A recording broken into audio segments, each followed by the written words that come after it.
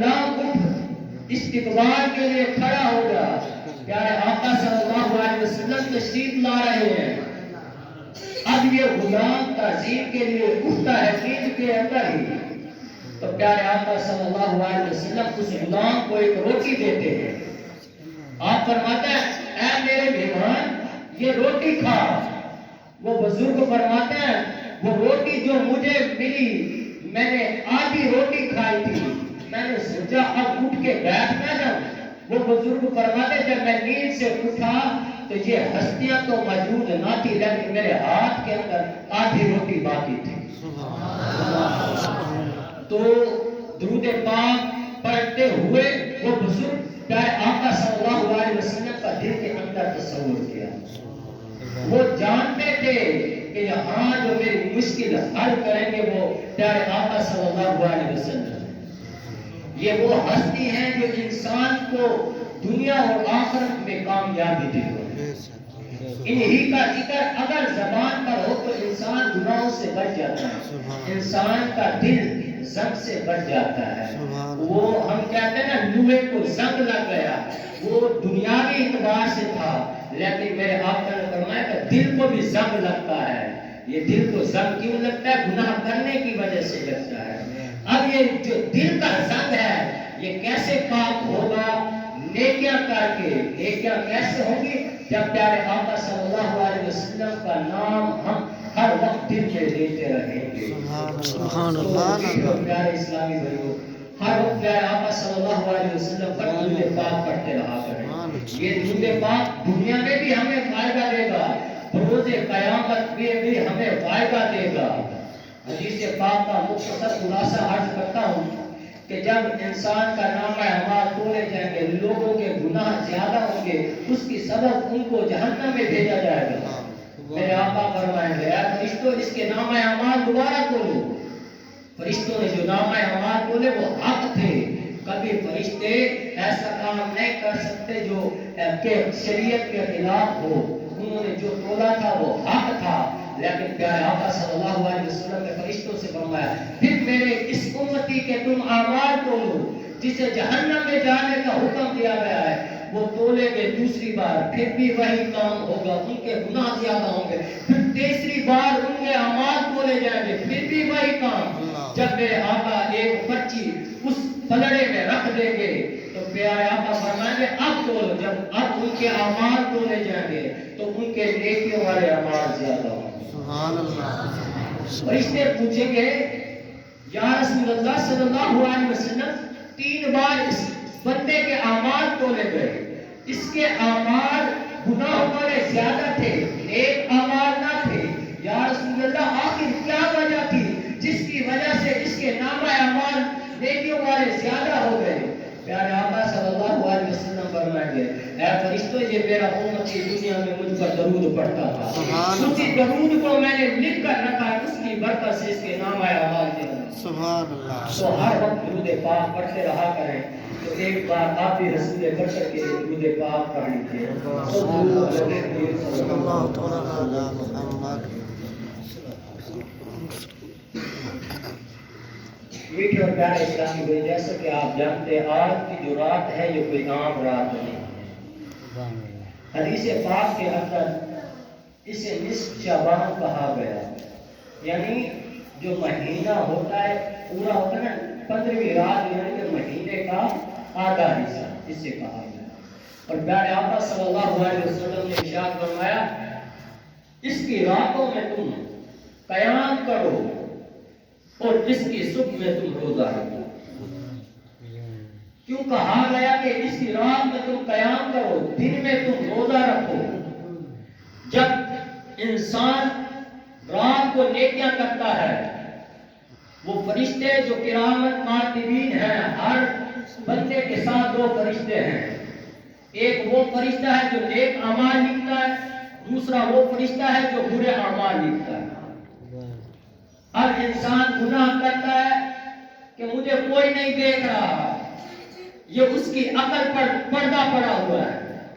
وہ انسان غافل ہوا پڑا ہے جو یہ کہتا ہے مجھے کوئی نہیں دیکھ رہا. دیکھنے والا رب بھی دیکھ رہا ہے اس کے فرشتے اس کے اعمال بھی لکھ رہے ہیں. دینے والا رب اس کے اعمال دیکھ رہا ہے. آج انسان اس بنیاد پر گناہ کرتا ہے چھپ کر کے مجھے فلاں شخص نہ دیکھ لے. اگر فلاں شخص دیکھ بھی لے گا وہ کوئی مار نہیں دے گا, باتیں کرے گا. کب تک کرے گا؟ ایک دن کر لے گا, 2 دن کر لے گا, 1 سال کر لے گا, اس کے بعد بھول جائے گا. لیکن جو اس کی سزا ہے وہ میرے رب نے دینی ہے. اس رب سے ڈرنا تھا, اس رب سے تو نہیں ڈرے. لوگوں سے ڈرنے کا نہیں کہا گیا کہ تم لوگوں سے ڈرو. ہم لوگوں سے تو ڈرتے ہیں, اس رب سے نہیں ڈرتے. تو رات کے اندر تم قیام کرو, نیک اعمال کرو. یہ جب یہ ملائکہ, یہ جو فرشتے ہیں, جب تمہارا نامہ اعمال اللہ پاک کی بارگاہ میں لے کے جائے تو اللہ پاک سے عرض کریں, اے میرے مولا, جب تیرے بندوں کے پاس گئے, تیرے بندے راتوں کو تیری عبادت کر رہے تھے, اور جب صبح ہو, صبح والے فرشتے جب نامہ اعمال لے کے جائیں رب کی بارگاہ میں, وہ فرمایا, اے میرے مولا, تیرے بندے اب روزے کی حالت میں ہیں. اللہ فرمائے گا, اے فرشتوں تم گواہ ہو دو, میں نے اپنے بندے کو معاف کر دیا. یہ بڑی اہم رات ہے. اس رات کو ہرگز غفلت میں نہ گزارنا. ہر انسان کو زندگی کا پتہ نہیں ہے کہ کب موت آ جائے. انسان اس بنا پر گناہ کرتا ہے کہ ابھی میں نوجوان ہوں, ابھی میری عمر تھوڑی ہے, ابھی تو میرے چہرے پہ داڑھی آنی ہے, پھر اس داڑھی نے سفید ہونا ہے, پھر میری کمر نے جا کے جھکنا ہے, اس کے بعد میں بیمار ہوں گا, اس کے بعد مجھے موت آئے گی. ہرگز ایسا نہیں. یہ شیطان نے انسان کو دھوکے کے اندر رکھا ہے. ہم سب ایک ہی بستی کے رہنے والے ہیں. آپ نے دیکھا ہے کتنے ایسے یہاں سے چلے گئے جو نہ تو بیمار ہوئے, نہ تو ان کی داڑھیاں سفید ہوئی. اللہ کا حکم ہوا وہ اس دنیا سے چلے گئے. اب یقین مانے, جب میرے والد صاحب کا انتقال ہوا تو میرے ذہن کے اندر یہ بات نہیں تھی کہ یہاں تک کام ہو جائے. کندھوں پر ہاتھ رکھا ہوا تھا, لیکن یہی تھا کہ تھوڑی طبیعت خراب ہے, لیکن اللہ کا حکم تھا, کوئی نہیں بچا سکتا. جب میرے رب کا حکم آ گیا کوئی نہیں بچا سکتا. لاکھ ڈاکٹروں کے پاس جائے, لاکھ طبیبوں کو بلائے, کوئی اس کا علاج نہیں کر سکتا. کیوں؟ میرے رب نے فرمایا جو انسان کی زندگی کا دن دنیا میں تھا وہ اس نے گزار لیا, جو اس کی رات قبر میں ہے وہ دنیا میں نہیں گزارے گا. اب لوگ کہیں کہ ہم فلاں کو مار دیں گے, کوئی کسی کو نہیں مار سکتا. موت میرے رب نے دے دی ہے, کوئی کسی کا کچھ نہیں بگاڑ سکتا. جسے میرا رب عزت دینا چاہے دیتا ہے, جسے میرا رب ذلیل کر دے اسے پھر کوئی عزت نہیں دے سکتا. تو ہم نے اپنی آخرت کی تیاری کرنی ہے, جو ہماری ہمیشہ کی زندگی ہے. یہ تو آج کی زندگی ہے, ایک دن ہم نے اس کو چھوڑ کر چلا جانا. اس کی ایک پیاری حدیث میرے آقا صلی اللہ علیہ وسلم کی ہے. اللہ پاک نے جب حضرت ابراہیم علیہ نبینا علیہ السلام سے فرمایا, اے میرے خلیل, جاؤ دنیا میں چلے جاؤ اور جا کر تم میری نعمتوں کو دیکھو, اور جا کر تم میری نعمتوں کو دیکھو اور جاؤ اس دنیا میں. تو حضرت ابراہیم علیہ نبینا علیہ السلام فرماتے ہیں, جب میں دنیا میں آ گیا, اب جب میں دنیا میں آیا تو میری پہلی ملاقات جو ہوئی ایک چرواہ سے ہوئی جو بکریاں چرانے والا تھا. آپ فرماتے ہیں میں نے اس چرواہ سے کہا, کیا تمہارے پاس پینے کے لیے دودھ یا پانی ہے؟ اس چرواہ نے عرض کی کہ آپ کو کیا چاہیے, آپ پانی لیں گے یا دودھ لیں گے؟ آپ نے فرمایا مجھے پانی پلا. اب اس چرواہ نے اپنا عصا لکڑی اٹھائی ہوئی تھی, اس پر کچھ پڑا اور زمین پر مارا. اب جب زمین پر مارا زمین سے چشمے نکلنے لگے. حضرت ابراہیم علیہ نبینا علیہ السلام نے دیکھا, آپ حیران ہو گئے. اب اس چرواہ نے عرض کی, آپ میرا یہ معجزہ کرشمہ دیکھ کر حیران ہو رہے ہیں. تو آپ علیہ نبینا علیہ السلام نے فرمایا, ہاں اس میں میں حیران کیوں نہ ہوں. تم نے لکڑی زمین پہ ماری, زمین سے چشمے جاری ہو گئے, حیران ہونے کی تو بات ہے.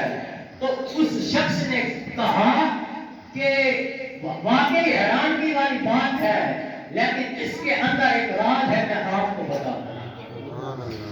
آپ نبی علیہ السلام نے فرمایا بتاؤ وہ راز کیا ہے۔ اب یہ شخص نہیں جانتا تھا کہ یہ حضرت ابراہیم ہے، خلیل اللہ ہے۔ اب اس شخص نے کہا جب میں نے یہ اپنا عصا زمین پہ مارا تو میں نے اللہ کے نبی حضرت ابراہیم علیہ السلام کا نام لیا اور اس پر پھونک مار کر یہ زمین پہ مارتا ہوں، زمین سے چشمے نکلنے لگ جاتے۔ اب اس شخص سے حضرت ابراہیم علیہ السلام نے پوچھا کیا تم اس نبی کو جانتے ہو؟ اس نے کہا نہیں میں اس نبی کو نہیں جانتا۔ آپ نے فرمایا وہ نبی میں ہوں۔ جب آپ نے اس سے یہ فرمایا تو وہ حیران ہو کر پوچھنے لگ گیا کہ واقعی آپ اللہ کے خلیل ہیں؟ آپ نے فرمایا ہاں۔ اب یہ شخص وہی بے ہوش ہوا اور زمین پر گرا۔ آپ فرماتے ہیں ایک ایسا نور آیا۔ اب جو یہ نور آیا، اب یہ نور یا تو اس کو اوپر لے کر چلا گیا آسمان کی طرف یا اسے زمین کے اندر دفن کر کے چلا گیا۔ حضرت ابراہیم فرماتے پھر میں نے یہاں سے آگے کا سفر شروع کیا۔ یہ بات بڑی قابل غور ہے، اسی پر توجہ کریے، انشاءاللہ اسی پر ہی اپنے بیان کا اختتام کروں گا۔ تو آپ فرماتے ہیں میں نے یہاں سے آگے کا سفر شروع کر دیا۔ آپ فرماتے میں پہاڑوں پر پہنچ گیا۔ جب پہاڑوں پر پہنچا ایک گھر تھا جس کے 2 دروازے تھے۔ اس گھر کے اندر میں داخل ہو گیا۔ اب جب اس گھر کے اندر میں داخل ہوا تو سامنے ایک تخت لگا ہوا تھا۔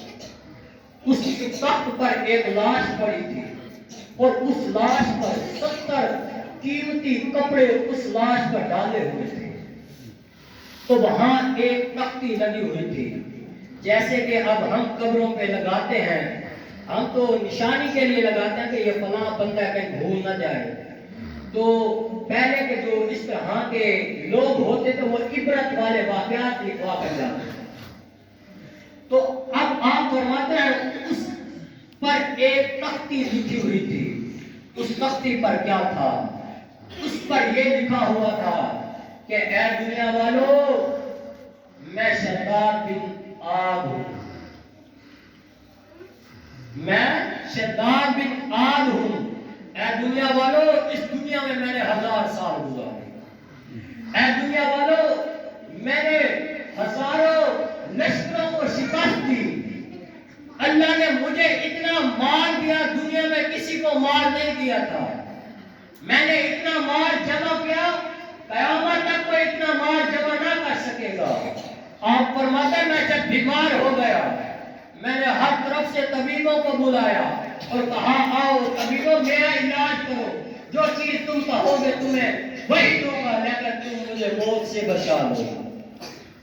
آپ فرماتے ہیں کوئی ایسا طبیب نہ تھا جس نے کہا تھا ہم تمہیں موت سے بچا لیں گے۔ ساروں نے کہا کہ تمہیں ہم موت سے نہیں بچا سکتے، تمہاری موت کا وقت آ چکا ہے، اب تمہیں کوئی موت سے نہیں بچا سکتا۔